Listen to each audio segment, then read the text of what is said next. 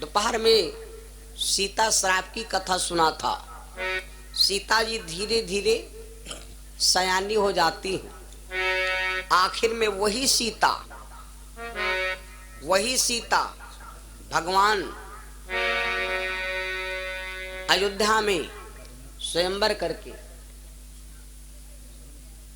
छोटे लाल भैया जी के परिवार से 50 रुपए दान भगवान के चरणों में, परमात्मा सुखी रखे। वही सीता राम जी को विवाही गई। जब राम जी को विवाही गई, राम जी अयोध्या में सीता जी को लेकर के आए। कहते कि अयोध्या में जब सीता जी को लेकर के आए तो चौपाई तुलसी बाबा ने लिखा, जब ते ब्याही राम घर आए,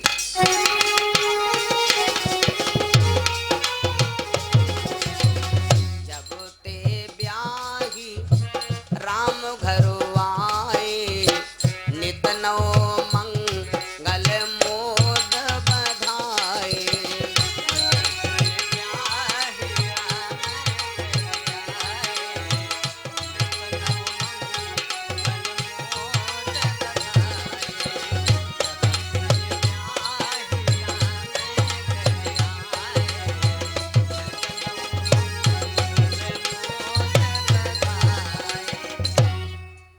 जब ते ब्याह राम घर आए, नितनो मंगल मोद बधाए।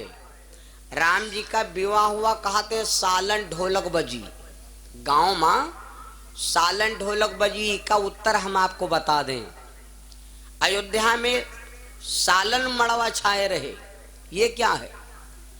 पड़ोसी के सुख में अगर हम आप सुखी हैं तो उसका हम आपको लाभ मिलेगा, और अगर पड़ोसी के सुख में हम आप दुखी हैं तो उसका प्रायश्चित भोगना ही पड़ेगा।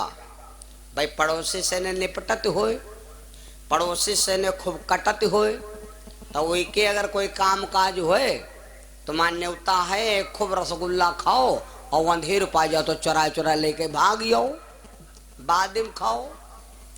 और पड़ोसी के रे अगर सुख में तुम दुखी हो, चूक जे हो तुम्हारी न्योता ही नहीं, जवार ठेलुहा खाएं और तुम बैठ देहरी पर से लबर लबर करो।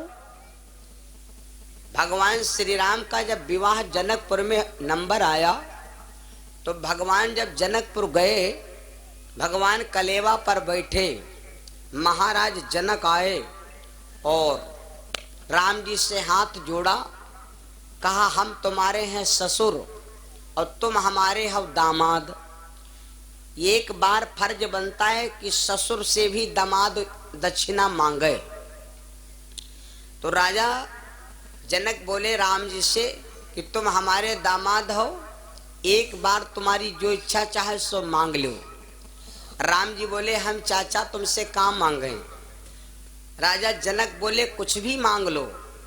तो राम जी ने क्या मांगा ये बात समझना है, क्योंकि राम जी का जब जन्म हुआ था तो घर घर में बधाई बजी थी।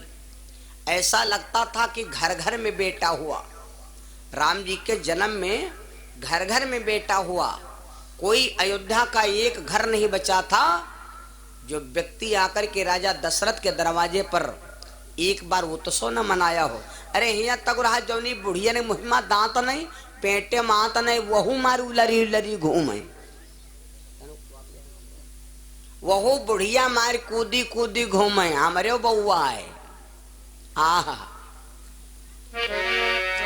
रघुबर जन्म सुहाई, अवध राम नवमी सुहाई। रघुबर जन्म बधाई, अवध राम नवमी सुहाई।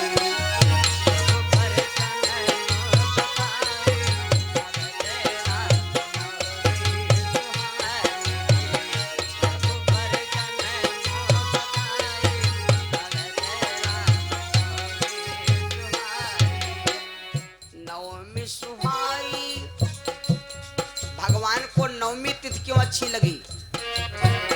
नवमी सुहाई, नवमी सुहाई, नवमी सुहाई, नवमी सुहाई, रघुबर जन्म बधाई, अवध राम नवमी सुहाई, रघुबर जन्म बधाई,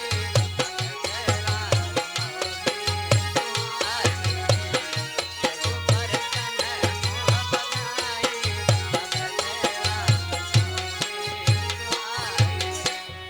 राजा दशरथ के लाल कहाए, राजा दशरथ के लाल कहाए, कौशल्या इनकी माई, कौशल्या बनी माई, अवध राम नवमी सुहाई, कौशल्या इनकी माई, अवध राम नवमी सुहाई, रघुबर जन्म बधाई, अवध राम नवमी सुहाई। पूरी अयोध्या में गम गम मची। ऐसा लगता है कि घर घर में बेटा हुआ। तो जब घर घर में बेटा हुआ, घर के लोगों ने भगवान के ऊपर बड़ा खुश हुए। और हिया भैया हम तो देखें गांव घर में अगर लड़का होए तो अगर द्याखई गईबो कीनी है तो लौ टिकौती है तो सूख डीठ मरती, सूख नजर मरती। आई बहनी देखो कतना मुँह अटक्या, देखियो कतना धरती हलैयो, या का शीशी दारू या कैदम पीली गप्प देने।